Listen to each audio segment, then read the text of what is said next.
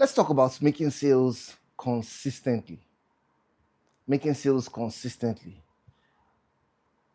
When we look at the psychology of selling, we must understand that three reasons stop people from exceeding in sales. Number one, either they have the wrong mindset, they have poor selling skills, or they have poor work ethics.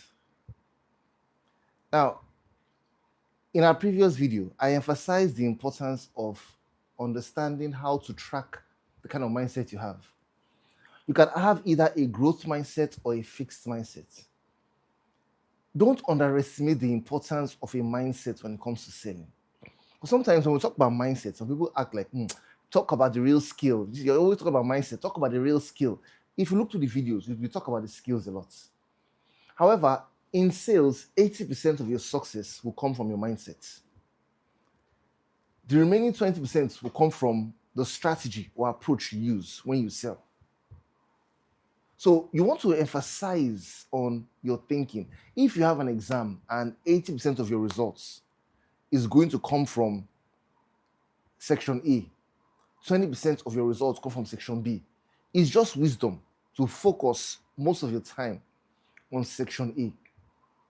Having trained worked with thousands of salespeople across several countries, including Nigeria, Ghana, USA, UAE, Rwanda. I worked at an organization where I was top selling salesperson. I was sent for World Cup and all expense paid trip. I was given a target at a point to sell to 20 HNIs. I was able to bring 21 HNIs.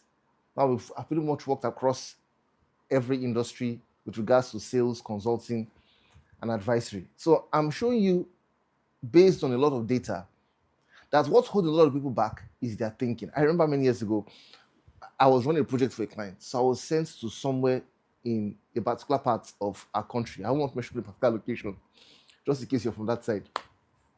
On getting to that location, in fact, I had never seen those kind of things before. Imagine going to, in where I am right now in Lagos, you observe that when you move around, you see banks, tall buildings. You travel to Abuja, Port Harcourt, you see a lot of banks, mega structures. In this particular city where I went to do some work, when we looked at the major banks, their branches were like kiosks. When I say a kiosk, I mean just a very small shop, really small, just like a container, maybe about 6-7 feet. So I was wondering, how are these guys doing sales here? So before the session started, I stepped aside and I spoke to one of the managers who was in charge of that particular region. And I said, how are you guys doing sales here? He was like, oh, they didn't tell you.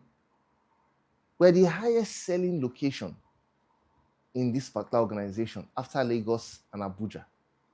I said, what? Oh, he said, yes. So when I had a meeting with the team, I said, where are the top selling salespeople here? There were about 3 or 4 of them. They stood up. And I asked 4 of them, I said, what do you think has helped you to sell in your location successfully? I'll never forget what this guy said. This guy was wearing a yellow t-shirt. He says, sir, for me, bowing his head slightly, he says, for me, sir, I think it's just mindset. Ladies and gentlemen, the way your mind works affects the kind of sales results you produce. If you're going to produce sales consistently and make sales consistently, it must start with your mind. You must be aware of the possibility that sales can be made consistently. I still hear salespeople say things like, sales is seasonal. Sometimes things are high, sometimes things are low. It's because the person's thinking is seasonal in that perspective. You're thinking in a seasonal way. You think that, because it's seasonal, because maybe based on your past experience. And that's what a fixed mindset is about. A fixed mindset believes that the way things were before is the way things will always be, is the way things are now. A growth mindset believes things were this way before. However, there's a possibility that there could be a different experience. So opening the mind to the possibility of a different experience and not expecting nothing because you say, oh, this is January. In January, people don't really have money to spend because they spend all their money in December. Sales are really low. It's just the thinking, and it's not true. Where is the data? There's what we call sales blindness. Sales blindness means you have looked at a particular aspect of the economy, or you have looked at a particular aspect of your experience, and you've come to a conclusion That based on that aspect of your experience, everything is like that. That's sales blindness. I speak to 4 people. 4 people says we don't want to pay anything. We're not interested. We don't want to go ahead or whatever. And you now assume that the entire market is not interested because you spoke to 4 people. That's sales blindness. So it's not enough. Your experience is not the experience of the world. So you can't judge and say because you don't make sales normally in January, sales are low. In December, one of our clients called me into her office and she says, Mr. Iyore, thank you for working with us last year, that we saw a significant change in our organization. One of the things she said to me, she says, in December, they normally don't make, their sales are really always low in December. But when you started working with us last year, 6 months, in December, they had one of their highest sales. How do you explain that? Somebody has always been saying that the sales are always low in a particular period, but in a particular month was the highest sales. What I'm trying to tell you now, you want to make sales consistently, change your thinking. Move from the fixed mindset to the growth mindset. Open your mind to the possibilities. I remember listening to a program many years ago. It's called How to Turn Your Annual Income into Your Monthly Income. Very interesting title. How to Turn Your Annual Income into Your Monthly Income. And I'll never forget the first line, the first statements the speaker said. And he's a reputable speaker, Bob Proctor. He says, the first thing is to raise your awareness that there is a possibility that your annual income can become your monthly income. What is your awareness? What are you aware of? What are your possibilities? Are you aware that this January can be your best yet? Are you aware that February, March, if you felt like those were low periods, they could be your best part of the year? Open your mind to that possibility, and there will be a change. There will be a change. Well, let me say there can be a change because there are some other things that need to be done to make that change possible. But it begins with this one. It begins with this one. The switch must be turned on before lights can come in. When you turn on the switch, light comes in. So what's the switch? The mindset. Get your mind where it should be. Possibility thinking. Now, I've said you can determine the kind of mindset you have because it takes humility to accept that you're running with a fixed mindset. If you want to know the kind of mindset you have, what are the kind of things you have been saying, number one?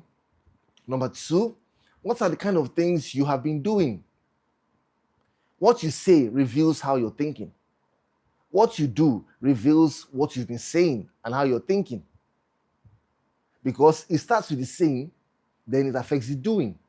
When you say there's no money here, your doing will show because you will not prospect anymore. You will not put in the required amount of effort anymore because you will say there's no money there.